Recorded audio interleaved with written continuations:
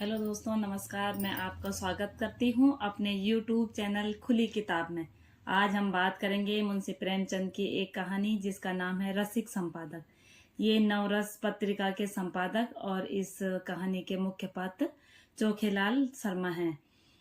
पत्नी के देहांत के बाद इनका सुंदर स्त्रियों के प्रति कुछ विशेष अनुराग हो गया है। इनके जीवन में रसिकता की मात्रा पहले से बहुत ज्यादा बढ़ गई है। बहुत सारे लेखक लेखिकाएं इनके पास अपनी कविताएं और पत्रिकाओं को छपवाने के लिए आते हैं, लेकिन इनकी विशेष रुचि स्त्रियों की पत्रिकाओं में ही होती है। पुरुषों के अच्छे अच्छे लेख रद्दी में फेंक दिए जाते हैं। महिलाएं भी इनकी पत्रिका की शोभा बढ़ाते हैं। शर्मा जी की पत्रिका को ग्राहक बहुत पसंद करते हैं और ग्राहकों की संख्या बहुत बढ़ गई है। धन्यवाद पत्र इनके लिए बहुत ज्यादा आते रहते हैं। ये हिंदी साहित्य की कुटिया के तपस्वी बने हुए हैं जो सुंदर ही स्त्रियों को अपनी इस कुटिया में घुसने देते हैं। इनके व्यक्तिगत चरित्र का बखान इसमें किया गया है। ये विधुर जीवन शर्मा जी विधुर जीवन की निराशाओं को अपने मन में ही रखते हैं और प्रेम माधुर्य का रसपान करते हैं।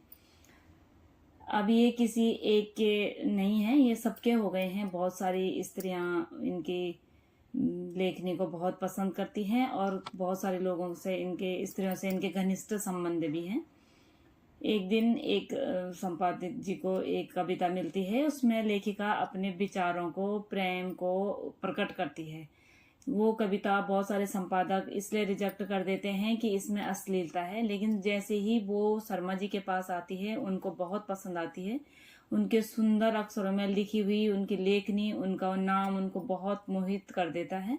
वो इतने मोहित हो जाते हैं कि उसकी कविता को पढ़ते हैं और उसके लिए कुछ लिखते हैं। वापस उसे एक लेटर लिखकर भेजते हैं। वो लिखते हैं कि अतीत आंखों के सामने मूर्तिमान हो गया है। आपके विचार, आपके भाव हिंदी साहित्य में उज्जवल रत्न की तरह हैं। ऐसी कविताओं का सृजन करने वाली इस देवी को मैं अपने दर्शन करने के योग्य समझता हूँ और मुझे मिलना भी चाहिए इनका सौभाग्य कि मैं इनका दर्शन करूं। पत्र को पढ़कर मेरी मन की जो चित्त की जो स्थिति हुई है वो इस कागज के टुकड़े पर नहीं लिखी जा सकती है।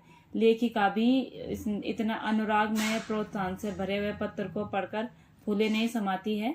उसकी लेखनी कई जगह से ठुकराई गई थी। आज उसे पता चला कि चोखेलाल उसकी लेखनी को इतना पसंद करते हैं।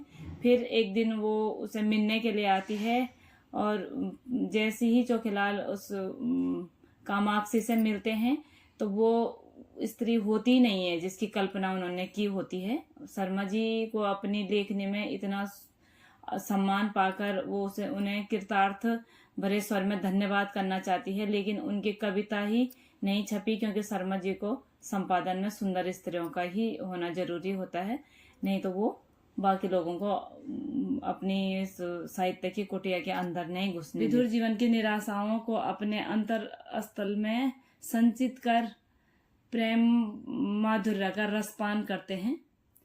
कोई देवी इनको पार्सल कर देती है तो कोई इनके लिए बहुत सारे